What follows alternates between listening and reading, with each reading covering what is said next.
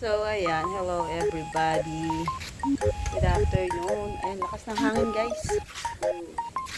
Hapon na dito. Mga bandang 4 na. Alam mo yun, lakas ng hangin. Kinakabahan ako dito sa aking mga tanim, guys. Kasi, ang lakas ng hangin. Tingnan nyo, oh. Nangangabali na yung dahon ng papaya. Nababali na siya. Tapos, kinakabahan ako dito sa saging. Baka kasi matumba. Babawasan ko siguro to ng dahon. Kanina pa malakas ang hangin, guys. Kanina pang umaga. Eto, nakaano na to, oh. Patumba na. Tinukudan ko lang yan, eh. Tingnan nyo, lakas ng hangin. Dahil nga may bagyo. Kaya yan, malakas ang hangin. Sayang naman kung matutumba to, no, guys. Pwede na siguro tanggalin yung puso nito. Bumaba na siya. Tingnan nyo. Napakababa na. May mga nabali na rin tong dahon ng saging, oh. Kinakabahan ako dito sa aking mga pananim. Sayang. Kapag ito ay natumba, di na mapapakinabangan. Ay dito. Bunutin natin yung mga damo na yan para hindi lumago. Ito, maghangin na naman. Yung mga binunot ko ng isang araw.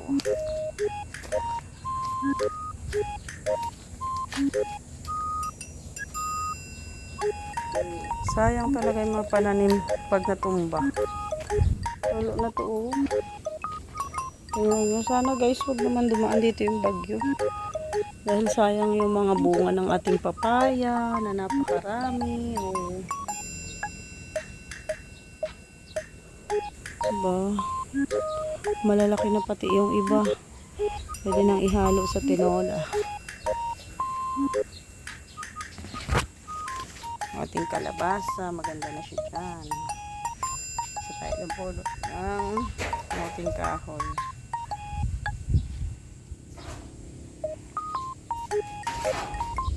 Alam nyo, ang daming tumutubo ditong Indian mango.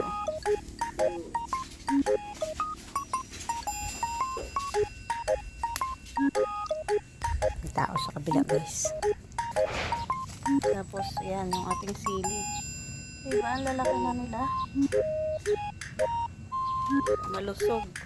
Malusog yung ating sili. Kapag araw-araw talaga na didiligan, mabilis talaga silang lumaki.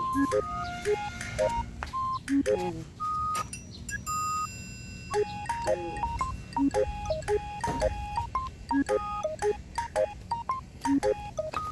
Mainit naman, guys. Kaya lang malakas ang hangin.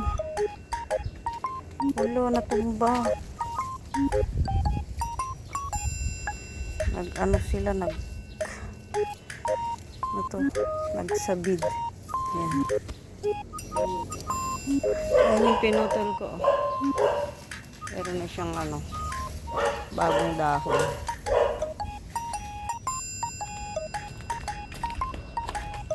Bubuno tayo ng mga damo, guys. Mabuti mayroon akong guantes. Ayan, oh. Pero naasiwa ako. Naasiwa ako pag may guantes. Okay na to. Mga tinanim ko. Sana lumaman siya. Parang pinakabakod ko na yun dyan.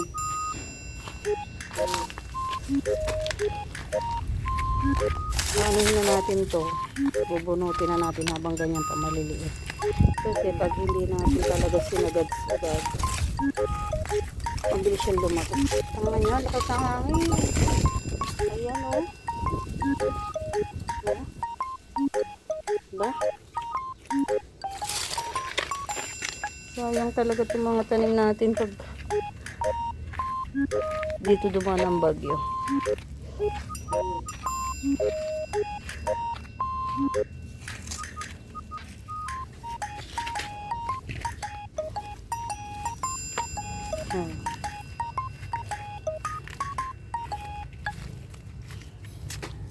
Uy, nagulat ako.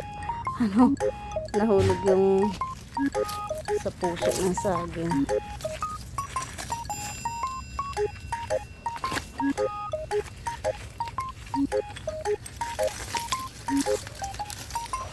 Alam nyo, itong ano na to, gabi na to, napakabilis lang dumami.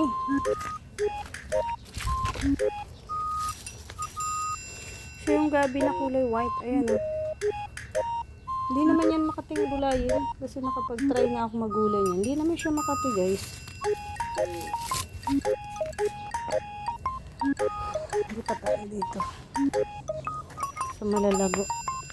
Kailangan kong dagdagan itong kamote. Kasi kukunti oh. Yan pa naman ang isa sa gustong gusto ko. Pangit yung kamote niya dito, guys. Ito pala yung maliliit. Hindi kagaya nung doon sa kabila ko. Yung tanim kong kamote doon sa kabila, yung kulay ano to? Red. Magpapakuha tayo doon. Tanan.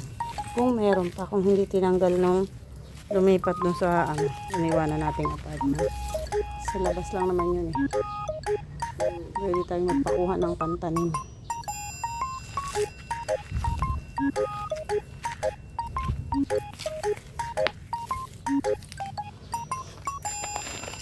Tingnan nyo, hindi maganda. Maliliit.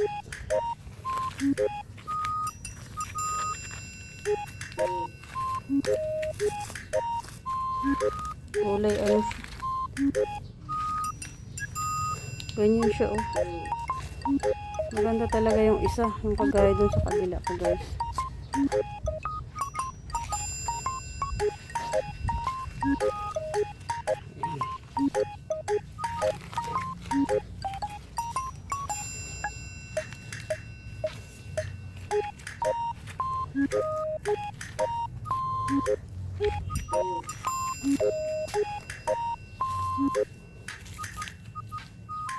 Tingnan mo, super lago. Super lago dyan ang gabi.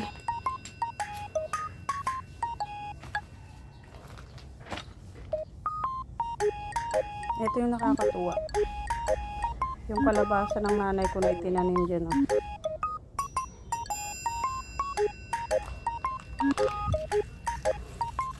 Gumagapang na yung ating halukbati.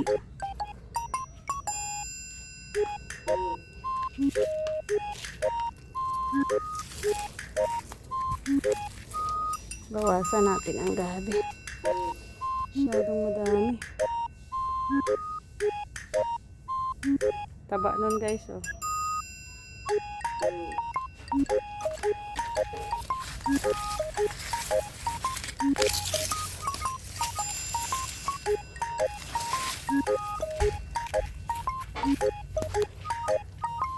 Bango ng tanglad. Yari.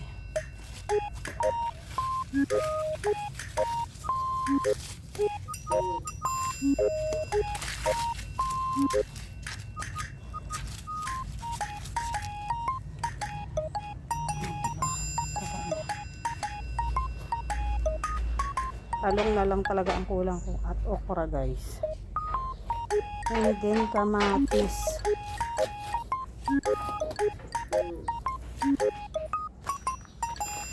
Tayo ng kamatis.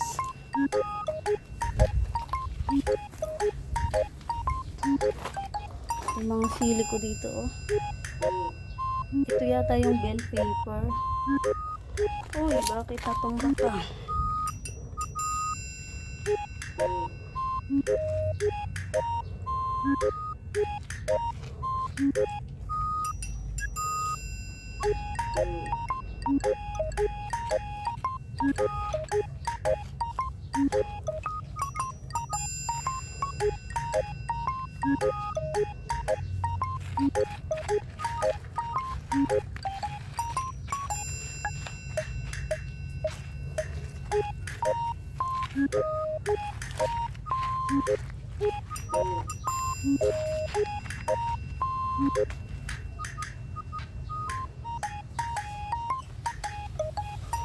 Yan po ang ating update sa ating garden. Sa mga gustong magulay ng gabi, pwede kayong kumuha dito. Oh. Salamat po sa lahat ng nanood ng aking video. Bye bye guys. God bless us.